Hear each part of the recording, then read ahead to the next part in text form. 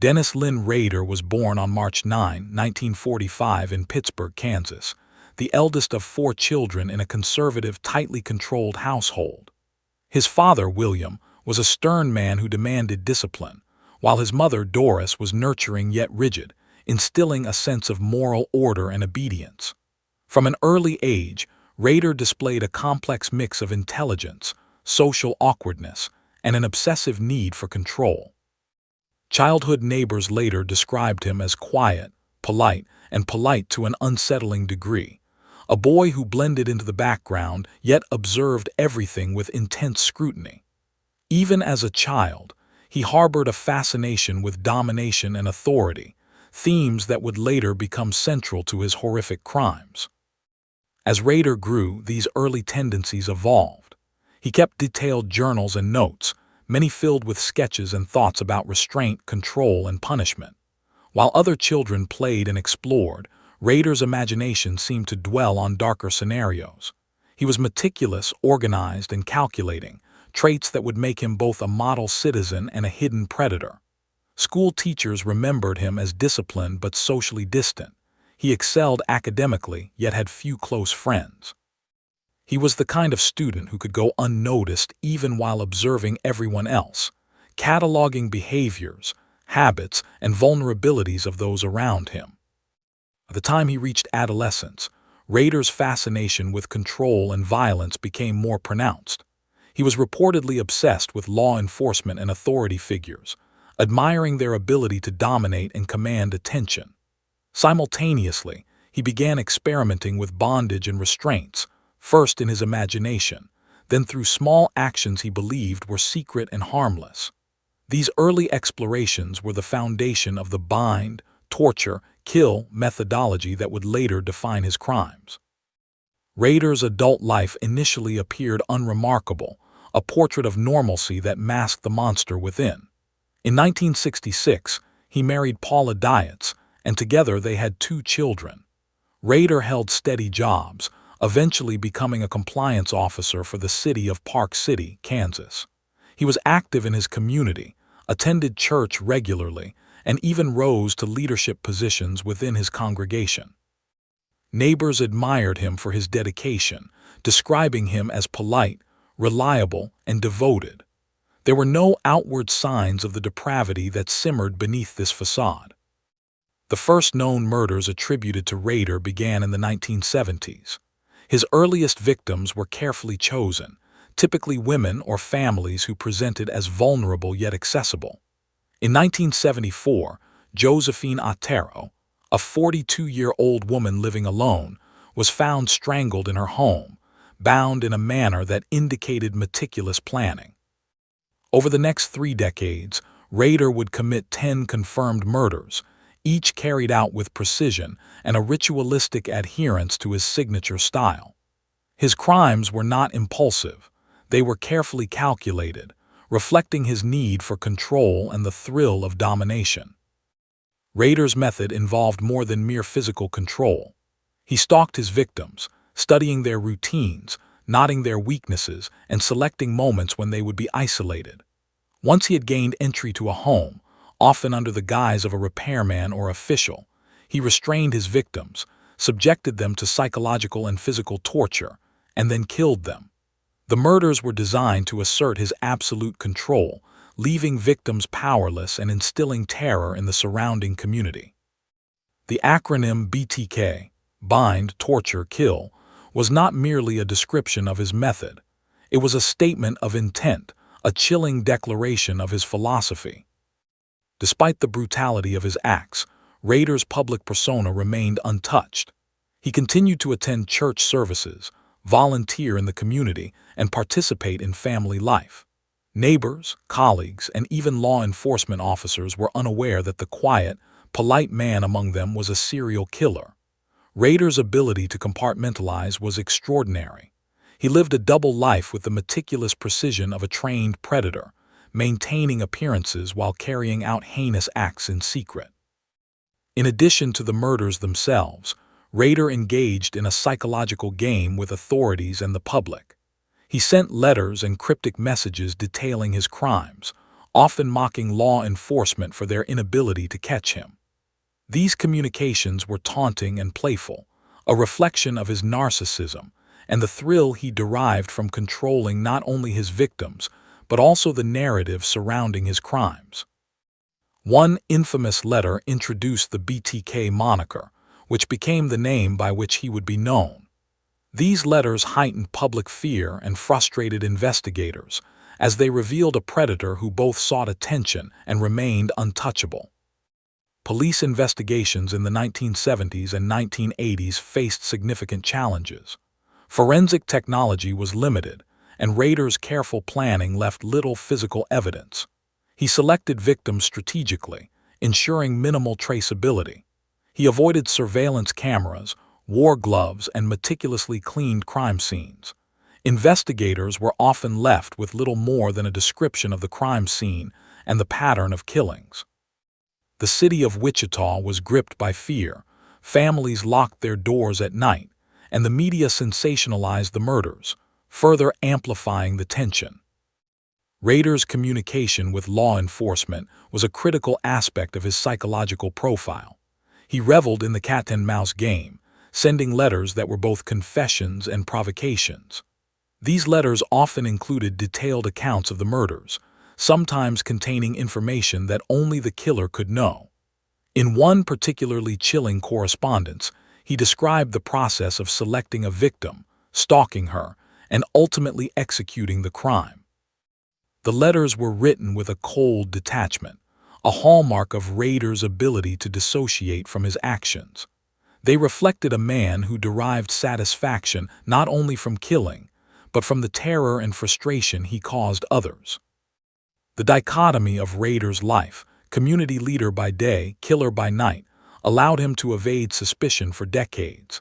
He served as cubmaster for his church, Boy Scouts, volunteered for civic committees, and maintained a facade of normalcy that baffled even those closest to him. To his family, he was a loving husband and father. To the public, he was a model citizen. This duality is central to understanding Rader's pathology. The ability to compartmentalize, to live outwardly normal while harboring monstrous impulses, is what enabled him to continue killing undetected for so long. During this period, the city of Wichita was gripped by a pervasive fear. Residents were aware of the BTK Killer. But the lack of arrests and the sporadic nature of the murders created a sense of helplessness. Families installed locks, alarms, and safety protocols, but Rader's cunning and patience allowed him to evade capture repeatedly. He thrived on this fear, as it reinforced his sense of superiority and control. Every newspaper headline, every broadcast report, was a confirmation of his dominance, a silent game in which he dictated the rules. Despite the growing public anxiety, Rader's killings were infrequent enough to avoid a continuous police dragnet. He took breaks between murders, sometimes years, only to resume with renewed intensity. These hiatuses may have been driven by personal circumstances or a temporary satiation of his urges, but they also contributed to the perception that the killer was elusive, almost mythical. The intermittent nature of the crimes heightened the psychological terror for the public, who never knew when or where he might strike next. By the early 1990s, Rader had largely ceased killing, though he continued to live his dual life. He pursued hobbies, participated in church leadership, and even expressed concern for community safety, all while maintaining the internal thrill of past and unfulfilled crimes. However, his dark impulses were far from dormant. The psychological need for control, domination, and recognition remained, simmering beneath the surface, waiting for an opportunity to manifest again. Rader's eventual downfall would be the result of both technology and human error. His letters, once a tool of terror and control, became the key to his capture. Investigators, armed with advancements in computer and forensic technology, traced communications and analyzed metadata, linking the previously elusive killer to his digital footprint. A single mistake, a digital signature embedded in one of his communications, allowed authorities to identify and arrest him. By 2005, After more than 3 decades of eluding law enforcement, Dennis Rader was taken into custody, ending a reign of terror that had haunted Wichita for over 30 years. The arrest revealed the shocking truth.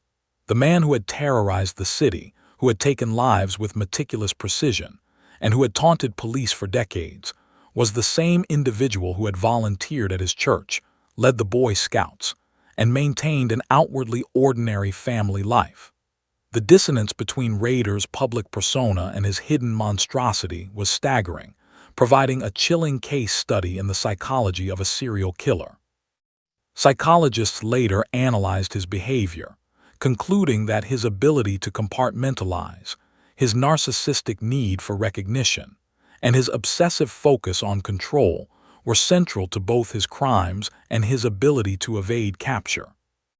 Rader's trial and subsequent confessions offered a disturbing insight into the mind of BTK. He admitted to the murders with clinical detachment, describing the planning, stalking, and execution with the same calm precision that had characterized his letters. His confessions provided closure for some, though the psychological scars left on the victims' families and the Wichita community persisted. The legacy of BTK is not merely the count of lives taken, but the pervasive fear that exists behind the most ordinary facades. The decade of the 1970s in Wichita, Kansas, became a landscape of fear under the shadow of a predator who seemed invisible yet omnipresent. Dennis Rader, known later as the BTK Killer, operated with an unsettling calm and precision, turning domestic spaces, homes, private rooms, familiar neighborhoods, into stages for terror. His killings were methodical, deliberate, and psychologically orchestrated, designed not just to end lives, but to assert absolute control over both victims and the communities that watched in helpless horror. Rader's first known murder, that of Joseph Otero in 1974, set the tone for what would become his decades-long pattern. Otero, a 42-year-old woman living alone, was targeted for her vulnerability and accessibility. Rader observed her routines from a distance, noting times when she would be alone and her behaviors, cataloging these details with meticulous precision. When the moment arrived, he entered her home quietly, restraining her in a manner that reflected both his obsession with control and his growing expertise in bondage techniques. She was bound, subdued, and ultimately killed, her life extinguished with a chilling efficiency. The crime left investigators puzzled. There were no signs of forced entry, no apparent motive beyond the act itself, and the precision of the bindings suggested knowledge and intent beyond a typical criminal act. Over the next several years, Rader escalated his activities, selecting victims who fit a particular profile, often women or families, typically in their 30s to 50s, residing in homes that allowed him to exercise full control. One of his hallmark methods involved stalking. He would watch his intended victims for days or even weeks, learning their routines, understanding their vulnerabilities, and constructing an intimate knowledge of their habits. This preparation was central to his identity as a predator. He did not act impulsively. Each murder was a calculated performance, a ritual of dominance. By the late 1970s, the city of Wichita was becoming aware of the terror that loomed within its boundaries. The murders were sporadic yet terrifyingly publicized, and though law enforcement worked tirelessly, Rader's meticulous planning allowed him to avoid detection. He employed strategies to minimize evidence: gloves, careful entry points, and the precise staging of crime scenes to confuse investigators. At the same time, he cultivated a sense of omnipotence. He knew that each act would instill fear in the public consciousness, that the letters he sent would provoke authorities, and that his dual life would shield him from suspicion. The hallmark of BTK Bind, Torture, Kill was more than a moniker. It represented a philosophy, a ritualized method that Rader followed religiously. Each victim was restrained with precision, hands tied behind the back, feet secured, the head often bound in ways that maximized vulnerability. This was followed by psychological torment, as Rader derived satisfaction from watching his victims' fear and confusion. He then executed the act, ending lives with chilling control. The planning, stalking, and execution all contributed to the psychological terror, not just of the victims but of the broader community, which could sense a predator operating unseen. Rader's communications with law enforcement became increasingly brazen over time. He sent letters detailing the murders, often with information only the killer could know. The tone was detached yet taunting, reflecting a narcissistic desire to assert intellectual and psychological dominance over authorities. One letter famously included the acronym BTK, a self-assigned signature that defined his approach. The correspondence not only provided investigators with critical information, but also revealed the depths of his psychological pathology. He was a man obsessed with control, attention, and the meticulous documentation of his own violence. Among his victims, certain cases stand out both for their brutality and for the insight they provide into Rader's methodology. In 1977, Catherine Bright, a 21-year-old woman, was found bound and strangled in her home. The bindings were intricate, demonstrating a growing sophistication in his approach. In the following years, Rader targeted families as well, escalating the psychological impact of his crimes. The murder of Shirley Vian in 1986, for example, involved not just physical restraint, but also the manipulation of the home environment to maximize terror. These murders were not random acts of violence. They were carefully constructed rituals of domination, each reinforcing Rader's sense of control and superiority. The investigation into BTK was complicated by Rader's public persona. As a compliance officer for Park City and a respected church member, he maintained an outward image of normalcy that made suspicion nearly impossible. He led community safety workshops, advised on neighborhood security, and participated in church leadership. Neighbors, colleagues, and even family members could not reconcile the idea that the man they knew was capable of such horror. This duality is central to understanding his pathology. He could compartmentalize his life with precision, maintaining a facade while simultaneously committing atrocities. Rader's correspondence with authorities reached a peak in the 1980s. Letters were often mailed to police stations and media outlets, containing details of his crimes, taunts, and cryptic messages. One letter described the binding and execution of a victim with meticulous attention to detail, almost as if he were documenting a procedural manual rather than confessing a murder. These communications were both confessions and provocations, demonstrating his need for recognition and his desire to manipulate those pursuing him. He was both predator and puppeteer, controlling not only the lives of his victims, but also the perceptions of the public and law enforcement. Police faced numerous challenges in apprehending Rader. Forensic technology of the era was limited, DNA analysis was in its infancy, and methods such as fingerprinting, handwriting analysis, and crime scene investigation were often insufficient given Rader's careful planning. He avoided leaving evidence, often entering homes through unlocked doors or pretending to be a repairman. Crime scenes were staged to confuse investigators, reflecting a level of sophistication unusual even among serial killers. Investigators were left to piece together patterns from sporadic murders, media reports, and cryptic letters, all while knowing that the killer was living openly among them. The psychological impact on Wichita's residents was profound. Fear permeated daily life. Families installed locks and alarms, double-checked windows, and taught children about caution in ways that were unusual for the era. The sporadic nature of the killings, combined with the uncertainty of the killer's identity, created a pervasive sense of vulnerability. Public awareness campaigns urged vigilance, yet Rader's cunning ensured that he remained a ghost within the community, a predator whose presence was felt but whose identity was hidden. In analyzing Rader's psychology, experts noted several defining traits.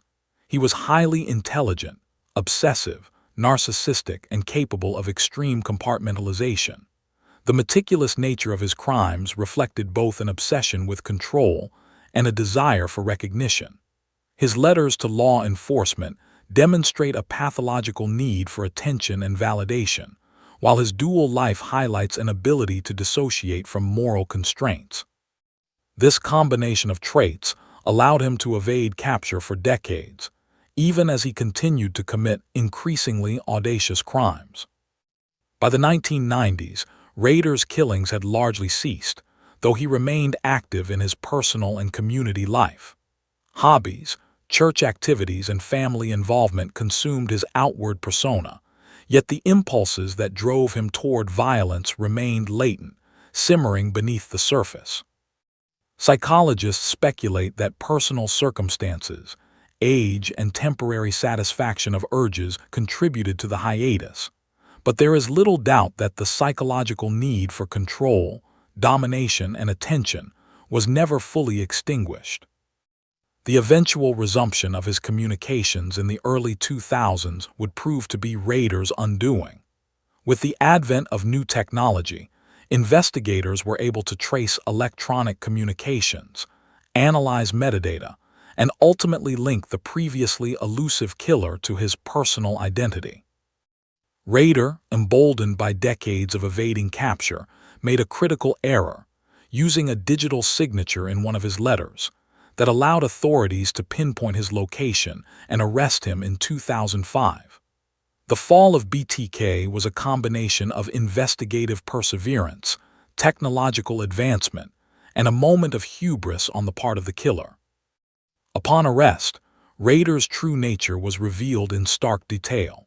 He confessed to 10 murders spanning 3 decades, describing each crime with clinical detachment.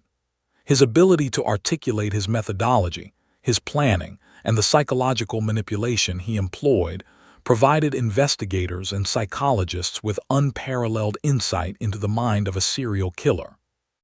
The juxtaposition of his outwardly normal life and his secret monstrosity was both shocking and instructive, highlighting the dangers of underestimating those who operate in plain sight.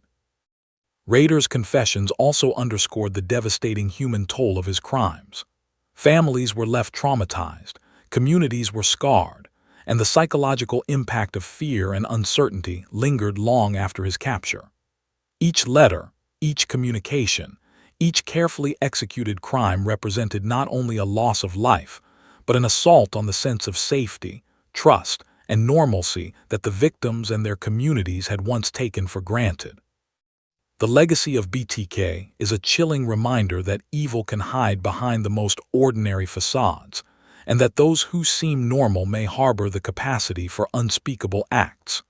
The arrest of Dennis Rader on February 25, 2005, marked the end of one of the most notorious serial killing sprees in American history. For over 3 decades, Rader had evaded capture, taunting authorities and terrorizing the community of Wichita, Kansas, with his meticulous crimes and cryptic communications. His apprehension came not through a sudden act of physical detection, but as a culmination of persistent investigative work, technological advancements, and a fatal misstep on his part. The BTK Killer, whose very name struck fear into the hearts of families across Wichita, was finally revealed as the polite, unassuming church president, husband, and father whom neighbors had known all along. The investigation leading to Rader's arrest was a testament to both modern forensic science and the meticulous persistence of law enforcement. In the early 2000s, Rader began sending letters to media outlets and law enforcement once again, reigniting the fear that had haunted Wichita for decades. This time, however, investigators were equipped with new tools. Metadata analysis, combined with traditional forensic investigation, provided critical leads. The decisive moment came when Rader, confident in his anonymity, sent a floppy disk to the police, claiming it contained information that would reveal BTK. What he did not realize was that the disk contained traceable metadata linking it to a computer at his home. This oversight allowed authorities to identify Dennis Rader as the elusive killer and confirmed suspicions that had lingered for years. The shock to the community was profound. The man they had trusted, admired, and considered a pillar of the community was the same individual who had methodically killed 10 people over 3 decades. The public sense of betrayal and horror was compounded by the realization that Rader had been living a double life with perfect normalcy. He had served as cubmaster in the Boy Scouts, volunteered in civic organizations, and risen to leadership positions within his church. Neighbors described him as polite, dependable, and unassuming. Psychologists later emphasized that his ability to compartmentalize, a hallmark of organized serial killers, allowed him to maintain this facade while committing acts of extreme brutality. Following his arrest, Rader initially denied involvement but quickly confessed when confronted with irrefutable evidence. Over a series of interviews with law enforcement, he admitted to 10 murders, describing each crime in chilling detail. His confessions were marked by a disturbing calmness, as if he were narrating events from which he had long been emotionally detached. He recounted the meticulous planning, the stalking of victims, and the execution of his signature bind, torture, kill method. Each confession provided investigators with a precise account of his crimes, many of which had previously remained unresolved due to lack of evidence. Rader's victims were ordinary people whose lives had been brutally cut short. Joseph Otero, the first confirmed victim, had been bound and strangled in her own home. Catherine Bright, Shirley Vian, and other victims suffered similar fates, often after enduring psychological torment before their deaths. Rader's methodology reflected both a desire for control and a pathological compulsion to dominate his victims completely. His confessions revealed that he derived a profound sense of satisfaction not merely from killing but from the entire process. The stalking, the planning, the execution, and the subsequent media attention. The confessions also shed light on his communications with law enforcement and the media. For decades, Rader had sent letters that were both confessions and taunts, demonstrating a psychological need for recognition and validation. He described in detail the process of writing these letters, the deliberate inclusion of clues, and the satisfaction he derived from watching investigators pursue leads that ultimately led nowhere. These communications were a central part of his psychological profile, revealing a man obsessed with control not only over his victims, but also over the narrative of his crimes and the terror he instilled in the community. Rader's trial was a media spectacle, capturing national attention. The courtroom proceedings were both procedural and intensely emotional. As victims, families faced the man responsible for unimaginable suffering. Psychologists, criminal profilers, and law enforcement officials provided testimony detailing Rader's methodology, psychological makeup, and the calculated nature of his crimes. The evidence, including his own confessions, the correspondence, and forensic data, left little room for doubt. Rader's composed demeanor contrasted starkly with the anguish of those whose lives had been shattered, reinforcing the chilling duality of his personality. The legal proceedings resulted in Rader pleading guilty to all 10 murders, thereby avoiding a protracted trial and sparing families further trauma. He was sentenced to 10 consecutive life terms without the possibility of parole, ensuring that he would spend the remainder of his life incarcerated. The sentences were designed not only as punishment, but also as a safeguard against any possibility of future harm. At sentencing, Rader remained eerily calm, exhibiting the same detachment that had characterized his communications and confessions. His lack of visible remorse became a focal point for psychologists and criminologists, who sought to understand the mind of a man capable of such sustained and methodical violence. The aftermath of Rader's arrest and sentencing had profound and lasting effects on Wichita and the broader study of criminal psychology. The community was left to grapple with the revelation that a seemingly ordinary man had perpetrated horrific crimes over decades. Families and neighbors who had once trusted him struggled with betrayal, fear, and grief. The case became a cornerstone for criminal profiling, illustrating the complexity of organized serial killers who can maintain dual lives and evade detection through meticulous planning, psychological manipulation, and social camouflage. Psychologists examining Rader's behavior emphasized several key traits. His narcissism, obsessive need for control, and ability to compartmentalize were central to both his criminal activity and his capacity to maintain a facade of normalcy. He displayed classic characteristics of an organized serial killer: premeditation, careful victim selection, controlled crime scenes, and ritualized behavior. Additionally, his communications demonstrated a profound need for recognition and dominance over both victims and investigators, a psychological hallmark that has informed the profiling of subsequent serial offenders. The societal impact of the BTK case extended beyond criminal psychology. Law enforcement agencies across the country reevaluated investigative procedures, particularly regarding communication-based profiling and the use of emerging technologies. The case highlighted the importance of digital forensics, metadata analysis, and persistent investigative work in solving long-term cold cases. Rader's downfall illustrated how even the most meticulous criminals could be undone by a combination of human persistence and technological advancement. Media coverage of the BTK case also sparked discussions about public perception, fear, and the role of notoriety in criminal behavior. Rader had successfully manipulated public awareness and law enforcement attention for decades, using letters and media interaction to amplify his psychological control. His eventual capture, confession, and sentencing demonstrated the limitations of such manipulation, but also emphasized the enduring impact of prolonged exposure to a predator in a community.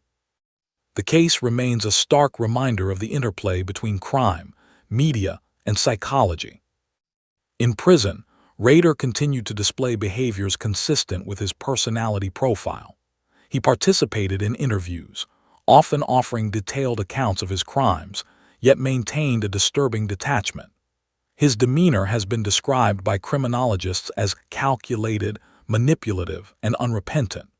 Despite decades of exposure and incarceration, he retained the meticulous attention to detail and narcissistic traits that had defined his life. For researchers and law enforcement, Rader's continued behavior offered a rare window into the mind of an organized, highly intelligent serial killer who lived undetected for decades. The legacy of BTK extends beyond his crimes. The victims' families, while gaining some measure of closure, have had to navigate the long-term psychological trauma inflicted by his actions. Communities affected by the murders continue to grapple with the memory of fear and uncertainty that Rader instilled. His case has become a key study in criminal justice courses, forensic psychology, and law enforcement training, providing insight into the challenges of detecting and apprehending organized serial killers who operate in plain sight. Today, the story of Dennis Rader serves as both a warning and a study in human depravity. The meticulous planning, the psychological manipulation, and the ability to maintain a normal facade make BTK a particularly chilling example of organized serial crime.